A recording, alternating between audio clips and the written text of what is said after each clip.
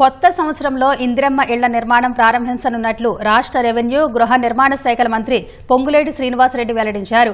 హిమాయత్ నగర్లోని housing corporation కార్యాలయంలో ఉన్నతాధికారులతో ఇందిరమ్మ ఇళ్లపై మంత్రి సమీక్ష నిర్వహించారు. ఇందిరమ్మ ఇళ్ల నిర్మాణాలను పర్యవేక్షించేందుకు రాష్ట్రంలోని 33 జిల్లాలకు 33 మంది ఎగ్జిక్యూటివ్ ఇంజనీర్ స్థాయి ప్రాజెక్టు డైరెక్టర్లను నియమించినట్లు మంత్రి తెలిపారు. ఇందిరమ్మ ఇళ్ల దరఖాస్తుల సర్వే వేగం పెరిగిందని, రాష్ట్ర వ్యాప్తంగా 32 లక్షల కుటుంబాల సర్వే పూర్తయినట్టు తెలిపారు. త్వరలో ఇందిరమ్మ ఇళ్లకు సంబంధించిన వెబ్సైట్, టోల్ ఫ్రీ నెంబర్ అందుబాటులోకి తీసుకొస్తామని పొంగులేటి శ్రీనివాసరెడ్డి చెప్పారు.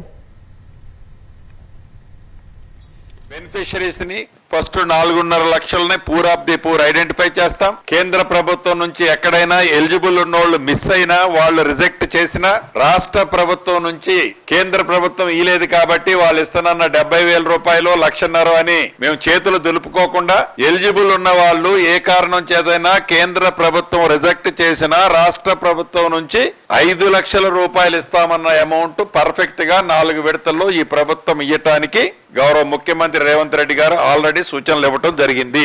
నాకు తెలుసు, రాష్ట్ర ప్రజలకి తెలుసు, మీడియా మిత్రులకి తెలిసి, ఆర్థిక పరిస్థితి రాష్ట్ర ప్రభుత్వం బాగలేకపోయినా తల తాకట్టు పెట్టైనా ఇందిరమ్మ ఇళ్ల స్కీమ్ ని, పేదోడి కలని నెరవేర్చే దాంట్లో ఈ ప్రభుత్వము ఒక్క అడుగు కూడా వెనక్కి వేయదు.